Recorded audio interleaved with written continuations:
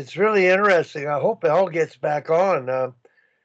I I had no idea his photography that he's traveled literally around the world shooting, and it's not his vocation; it's his passion. I'm amazed at that, and I guess uh, what I wanted to do was um, ask you guys a little bit about yourselves, your backgrounds, and then how you got into hockey, and how we've ended up where we are. So, I mean, obviously, growing up, you had lots of choices, but we've ended up here, and everybody's story different. And it's just amazing when I listen to Hell and the work he's done, uh, coaching numerous teams, working for USA Hockey, da da da da da da, and now he's into photography, keep him busy. So, Peter, I'm going to ask you first, and then I'm going to ask Tom. Um, just tell me a bit about your growing up and getting involved in sports, and why hockey ended up being sort of the one that you've, I'm guessing, spend the most time in. Well, yeah, we moved to out to the country, if you will, when I was 4 years old. So, we talked a little bit about my family having been in horticulture for over 40 years. So we moved out to a parcel house and parcel land that was a little over 30 acres, and my dad worked two jobs for 30 plus years. His routine was he would get up at 5 in the morning, and he was a private gardener for a gentleman that owned a jewelry store. So he'd go there and he'd work in that guy's yard till about 11 o'clock in the morning every day, mowing lawns, just making sure everything was pristine and how they wanted. Come home, have lunch. He'd nap for 1 or 2 hours. Then he'd go work in the shop, which was a tube cutting company that he worked for. He'd do that from 3 to 11. Get home about 11:30. Go to bed. Get up at 5. Rinse and repeat. He did that for 31 years, and then had the nursery on the side, if you will. So took early retirement when he was 60, and then we began to grow it as a business.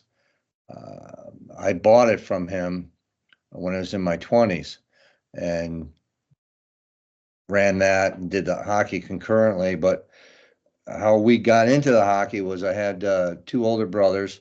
The oldest one not really into the hockey piece, but the second one was, and to my good fortune, he liked being a goaltender. So it was always nice to have somebody to shoot at.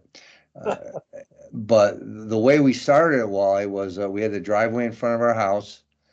And in the winters, when it snowed, we would pack the snow, and just with our boots and our feet, we would use hockey sticks. My parents were always on a budget. There were four kids, so we weren't buying any hockey sticks. We actually made our hockey sticks out of scrap lumber. We took old plywood and cut blades out, attached them to furring strips. And then I still remember we took a can from a top of a can from spray paint, stuffed a sock in it, wrapped it with duct tape, and that was our hockey puck. So that was our first introduction to that. And we taught ourselves skating. Across the street from us was or is still is I still live on the farm, a reservoir. And my brother and I would get up early in the morning, go across the street. This is back when everything froze, and we'd go skating. And my mother would beep the horn, which meant get off the reservoir, and get your school shoes on and go to school. So we would do that in the winters. And it wasn't until I was in high school that I got the opportunity to actually skate on any kind of a rink.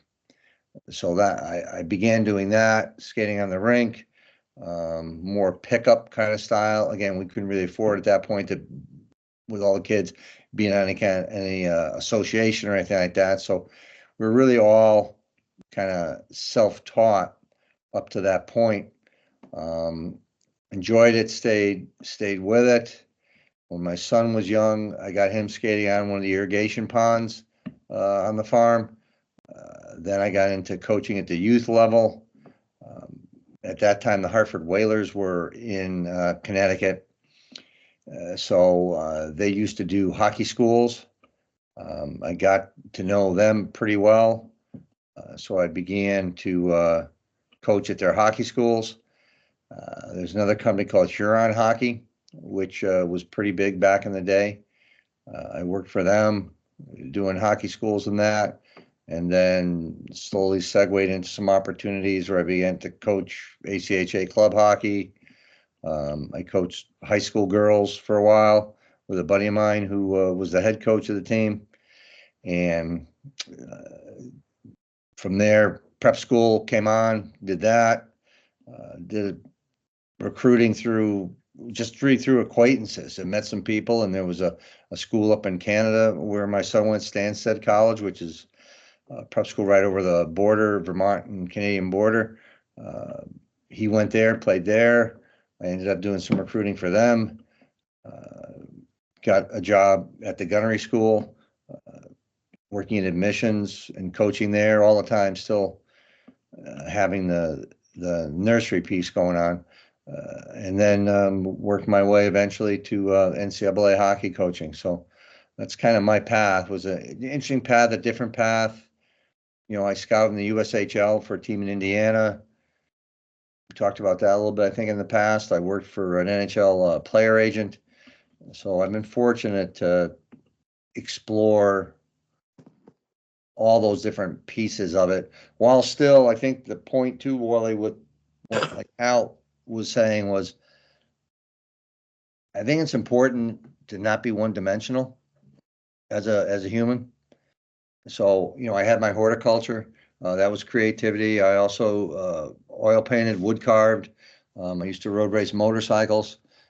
So I think that's one thing that I worry about sometimes when we start to talk about the kids and that's all they do is train hockey. And at some point, you also want to be kind of an interesting human being, I think, at some point too. And you can have those good conversations with athletics, which is great. But like, what else do you have? Like, it's a great conversation to have with Al about his photography and the places it's taken him and he's traveled. So I think it's a good lesson that you need to try to do other things and be well-rounded as a person in order to develop and if you ever do have a family and that, you want to be able to pass on those kinds of things. So that's kind of my story. That's kind of my path and some of my outside interests as well. Well, it sounded like you had a full-time job in hockey, even though what bought the groceries was horticulture. Is that correct? I'm sorry? Well, how did you maintain your living in terms of income? Was it your gardening or your horticulture or? Everything, you name it. It was everything. It was, and the nice thing, honestly, about being in the horticultural business is, your growing seasons, you typically get going in February, and then you sell Christmas trees in December, and then you're in hibernation for about a month and a half or so. So, and things would wind down in the fall too. So it made it very easy to be part of the hockey piece. And while I began doing my coaching and like working at the prep school and that, I still had the farm and I had a good farm manager at that point. So, I would set things up in the course of the day and be available if there were questions in that. Because it turned into a wholesale business where we would ship north up to Maine. We go down to northern New Jersey and out to western New York State. So, we had about maybe 10 employees at our height. We had sales reps on the road for us and that. And, my dad actually had a couple of plants, an azalea and a juniper, that were actually named after him that, he discovered and propagated. So we did a little bit of everything. So it was pretty interesting. But I mean, it's been fun. It's been a great ride. Now I'm impressed because it sounds like your life had a little more balance to it than mine, and Tom's. So um, Tom and I both taught school and phys ed, and I think that's how we bought the groceries, and yet what we did voluntarily within that setting probably got us to where we are today. I wouldn't say it was balanced. It was all sports and all hockey. But Tom, I wonder if you could share your story when you were a kid.